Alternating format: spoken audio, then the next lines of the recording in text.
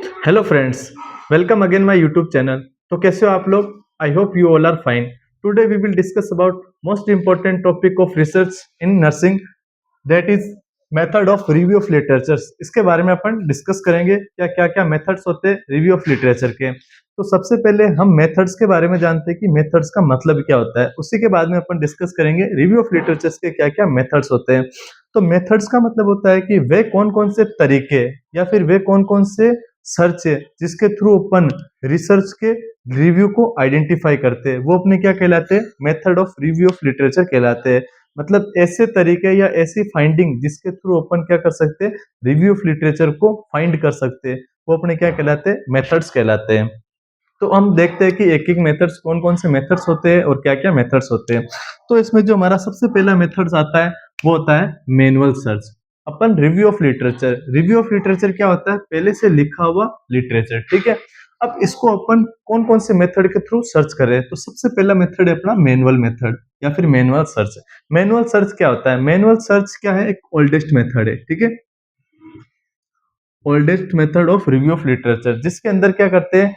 Library के अंदर जाके एक रिसर्चर होता है, वो क्या करता है? लाइब्रेरी के अंदर जाता है और लाइब्रेरी में लिखी हुई सारी किताबों को इफ हैंड बाय हैंड या पेज टू पेज, एक एक पेज के थ्रू क्या करता है? सारी रिसर्च को पढ़ता है, इंफॉर्मेशन गैदर करता है। वो किस टाइप का कहलाता है? अपना मैनुअल रिसर्च कहलाता है। मैनुअल मतलब ऐसी प्रक्रिया जो लाइब्रेरी के अंदर हाथों से की गई है, hand by hand procedure is called manual research या मैनुअल प्रोसीजर, ठीक है, या मैनुअल सर्च। ये अपना सबसे ओल्डेस्ट मेथड है। और जब ये मेथड अपने कब यूज में आता था? ये मेथड मोस्ट कॉमनली अपने ओल्ड टाइम में यूज में आता था। क्यों? उस टाइम में अपने इंटरनेट या फिर कंप्यूटर या फिर इनकी व्यवस्थाएं नहीं थी, तब ये हमारा सबसे most common method manual method ही माना जाता था, ठीक है। अब इस मेथड को कम कर दिया गया है। क्यों? क्योंकि आजकल इंटरनेट के थ्रू अपने को फास्ट रिसर्च या फिर सब चीजें फास्ट करने के लिए कौन एक एक किताबों को ढूंढेगा, कौन क्या करेगा, इसीलिए इसलिए इस मेथड को टुडे बहुत रेयर यूज में लिया जाता है। इस ये मेथड अब कब यूज में आता है? ठीक है, ये मेथड अब इस चीजों में यूज में आता है जैसे अपने को इंटरनेट पे ऐसी चीजें नहीं मिल रही है, ठीक है, वो अपन क्या करते हैं? फिर किताबों में जाके ढूंढते हैं। तो ये मैनुअल रिसर्च हमारा सबसे oldest type of research method है या फिर रिव्यू ऑफ लिटरेचर का सबसे ओल्डेस्ट मेथड है।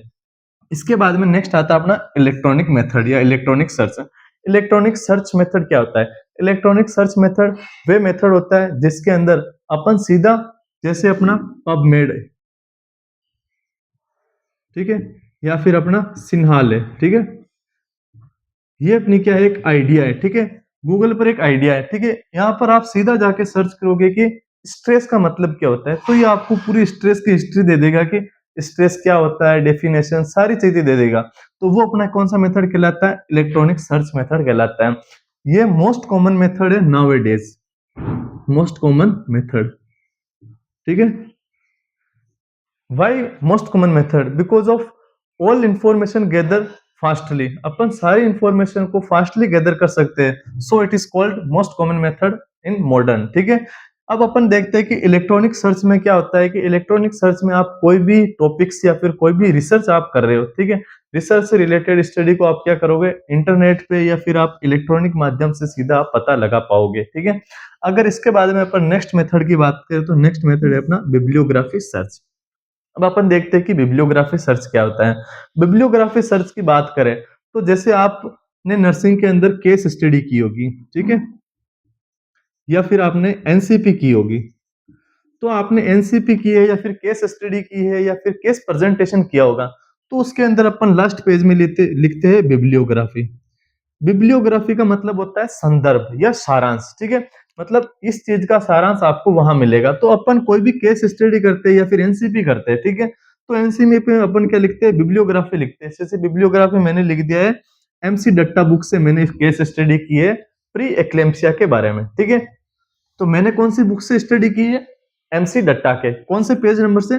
504 नंबर पेज पे। तो अब मैं, जो भी नया रिसर्चर होगा, ठीक है, वो क्या करेगा? सीधा एमसी डट्टा बुक को पकड़ेगा और 504 नंबर पेज पे जाएगा और वहां पर जो मैंने रिसर्च की है उसको देखागा कि मेरी रिसर्च और उसने जो रिसर्च लिखी है उसमें थोड़ा बहुत कंपेयर है या नहीं है। तो वो किस टाइप की सर्च कहलाती है? अपनी बिब्लियोग्राफी सर्च कहलाती है। मतलब आप सीधा क्या करोगे, एक जहाँ पर उसने केस स्टडी या एनसीपी लिखी है, आप बिब्लियोग्राफी में कौन-सी बुक से लिए, कौन-सा चैनल से लिया है, कौन से संदर्भ से लिए है, उसकी सीधी स्टडी कर पाओगे किसके थ्रू? बिब्लियोग्राफी सर्च के थ्रू। तो ये अपना मेथड कहलाता है बिब्लियोग्राफी सर्च। इसके बाद में अपन नेक्स्ट बात करें यूजिंग इंडेक्स एंड एब्स्ट्रैक्टिंग जर्नल, ठीक है? अब अपन बात करें कि इंडेक्सिंग। इंडेक्सिंग का मतलब क्या होता है? जैसे कोई भी एक रिसर्चर किताब है, ठीक है? एक रिसर्च की किताब है जिस पे आप रिसर्च करना चाह रहे हो, ठीक है?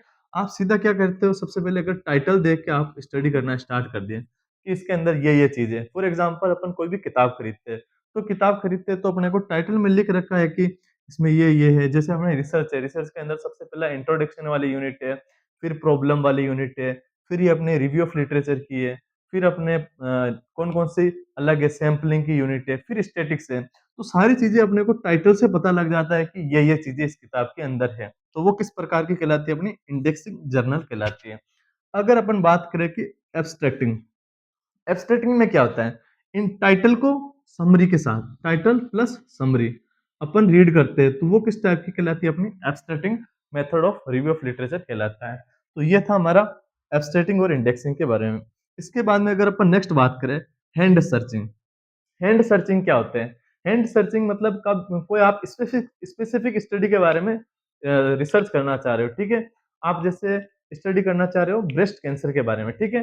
तो ब्रेस्ट कैंसर के बारे में आप स्टडी करना चाह रहे हो, तो ब्रेस्ट कैंसर की एक आप पर्टिकुलर बुक पकड़ोगे, ठीक है? उस बुक के अंदर आप पेज टू पेज, ठीक है? Page to page, hand to hand एक-एक चीज़ को देख के रिसर्च कर रहे हो, तो वो किस टाइप की रिसर्च कहलाती है? अपनी हैंड सर्चिंग कहलाती है या फिर hand method of review of literature कहलाता है। इसके बाद में अगर अपन नेक्स्ट बात करें इंटरनेट सर्च। इंटरनेट सर्च क्या होता है? इंटरनेट सर्च मतलब जैसे आप डब्ल्यूएचओ की साइट पे गए, ठीक है? या फिर आईएनसी की साइट पे गए, आरयूएचएस की साइट पे गए, आईसीएन की साइट पे गए, वहाँ आप सारी इन्फॉर्मेशन गैदर कर लेते हो। तो वो किस टाइप की कहलाती है? अपनी इंटरनेट सर्च कहलाती है। वो अपने को सबसे एक्यूरेट डाटा देती है, ठीक है? जैसे आप आरयूएचएस की साइट पे जाओगे तो आरयूएचएस की साइट पे क्या होगा? सारी चीज़ें नई-नई क्या चीज़ें हो रही है, ठीक है? मतलब जो भी अपनी मॉडर्न रिसर्च है, मॉडर्न में क्या चीज़ें हो रही है, उसका पता लगाने के लिए अपन क्या करते हैं? इंटरनेट सर्च करते हैं। तो ये था हमारा नेक्स्ट मेथड इंटरनेट सर्च। इसके बाद में नेक्स्ट मेथड है अपना grey literature search. Grey literature search क्या होता है? मतलब अभी तक जो डाटा या फिर जो रिसर्च पब्लिश्ड नहीं हुई है, उसके बारे में अपन स्टडी कर रहे हैं, तो वो किस प्रकार की कहलाती है? अपनी ग्रे लिटरेचर सर्च कहलाती है, जो क्या होती है? Unpublished study. अनपब्लिश्ड स्टडी आप कहाँ से गैदर करोगे? जैसे आप गए कि केस कंट्रोल में गए या फिर आप कोई एनजीओ के अंदर गए, एनजीओ ने अभी अपनी रिसर्च को गैदर मतलब अभी पब्लिश्ड नहीं किया है, लेकिन आप वहाँ से क्या कर रहे हो? डाटा कलेक्ट कर रहे हो, तो वो किस प्रकार की कहलाती है? अपने ग्रे लिटरेचर सर्च कहलाती है। इसके बाद में नेक्स्ट आता है अपना स्नोबॉल टेक्निक। स्नोबॉल टेक्निक क्या होती है? स्नोबॉल टेक्निक के अंदर आपने कोई भी एक स्टडी की है, ठीक है? जैसे फॉर एग्ज़ाम्पल आपने किसके बारे में किसी की एक स्टडी की है, ठीक है? एक स्टडी की है, आपने स्टडी करते-करते आपको 10 कीवर्ड मिल गए, ठीक है? अब आपने क्या किया? उस 10 कीवर्ड पे और स्टडी की है, ठीक है?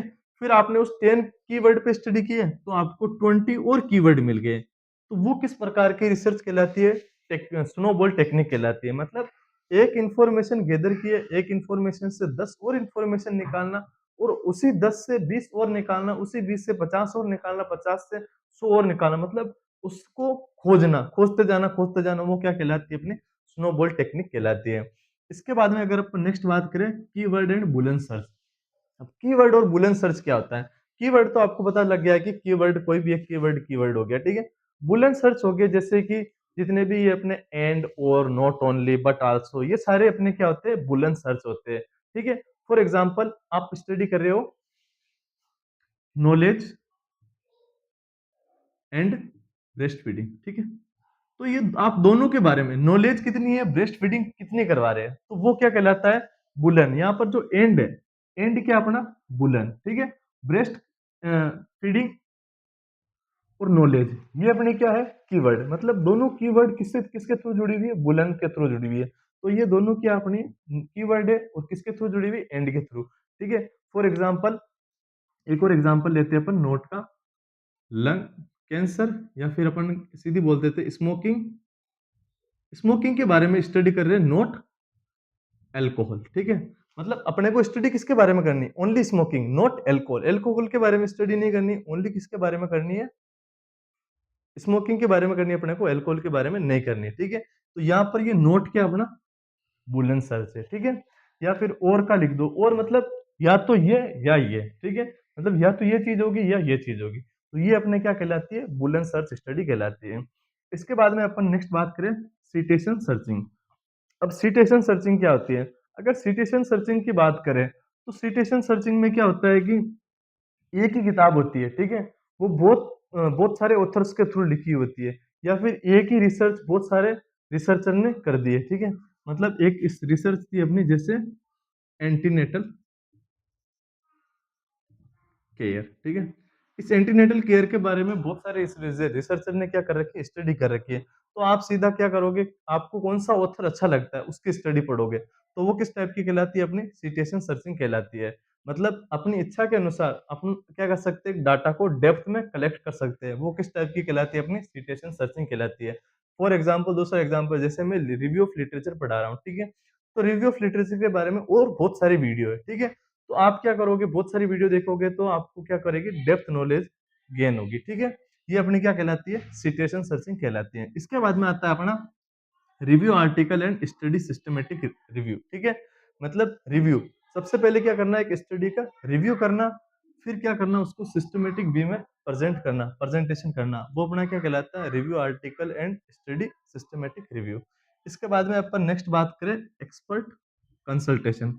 एक्सपर्ट कंसल्टेशन क्या होता है? एक्सपर्ट कंसल्टेशन मतलब होता है कि आप आप किसके पास गए? डायरेक्ट रिसर्चर के पास चले गए, ठीक है?